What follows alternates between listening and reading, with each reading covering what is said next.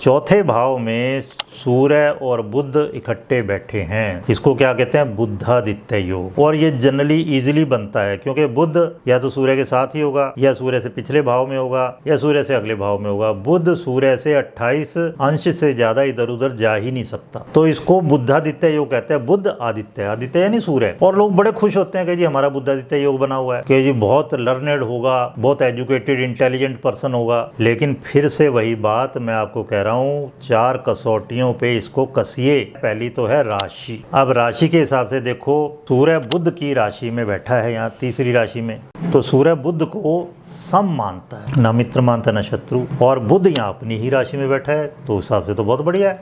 बुध तो सूर्य को मित्र मानता है, ठीक है। तो यहाँ पर बुध अपनी राशि में बैठा है, सूर्य सम की राशि में बैठा है, इस तरह से देख लेना है। तो राशि वाइज आपने देख लिया, ठीक ठाक है। फिर आइए भाव, तो ये कौन सा भाव है, चौथा भाव। अब बुधादित्य योग क्योंकि लर्निंग का है, इंटेलिजेंस का है, पढ़ने लिखने का है, तो पढ़ने लिखने के भाव में हो तो बहुत बढ़िया। अब आपको पता है भाई, चौथा भाव जनरली मन और 5वां चित्त, इस तरह से लेते हैं हम। 5वां हायर एजुकेशन है, चौथा स्कूल एजुकेशन भी ले लेते हैं कई बार। तो यहाँ बुध मन के भाव में बैठा है, तो ठीक ठाक है, बढ़िया है। ये योग चौथे भाव में बन रहा है। तो भाव 6, 8, 12 नहीं है, कोई अशुभ भाव नहीं है। फिर इसमें देखिए अब ग्रह कौन से हैं, सूर्य बुध मिल के अच्छा योग बना रहे हैं, बुधादित्य योग, ठीक। और इसके साथ में कौन है, पिछले भाव में गुरु है, हालांकि राहु भी है, लेकिन गुरु इस भाव के नजदीक है 21 डिग्री 23 मिनट का। और अगले भाव में शुक्र।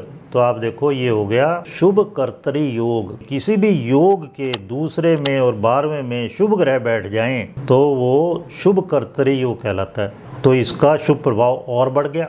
चौथा पॉइंट जो हम कह रहे हैं अन्य योग, तो उसी में ये चीज भी आ जाएगी कि एक तरफ इनके गुरु बैठा है, दूसरी तरफ शुक्र बैठा है, इस पे कोई अशुभ प्रभाव नहीं है इस योग पर, बुधादित्य योग पर। शुभ कर्तरी योग है। और साथ साथ क्या आ रहा है यहाँ पर, बुध अपनी राशि में है, केंद्र में। बुध जब केंद्रों में अपनी राशि या उच्च की राशि में हो तो भद्र महापुरुष योग बनता है। अब आप देखो, यहाँ बुधादित्य योग के साथ साथ शुभ कर्तरी योग भी बन रहा है, भद्र महापुरुष योग भी बन रहा है। तो इसलिए इस बुधादित्य योग के फल बहुत ज्यादा है। हालांकि यहाँ पर अगर हम देखें तो बुध अगर लग्न में होता, बुध गुरु लग्न में पूर्णतया दिग्बली होते हैं, 100% दिग्बल मिलता है। अब यहाँ पर केवल इसको 50% दिग्बल मिला हुआ है। और सूर्य तो दिग्बल हीन है, सूर्य दशम भाव में दिग्बली होता है, या 0 दिग्बल है। तो इस तरह से पूरी एनालिसिस करके तब आप समझ पाएंगे कि कोई भी जो योग बन रहा है, शुभ हो या अशुभ हो, उसका पूर्णतया फल कितना होगा,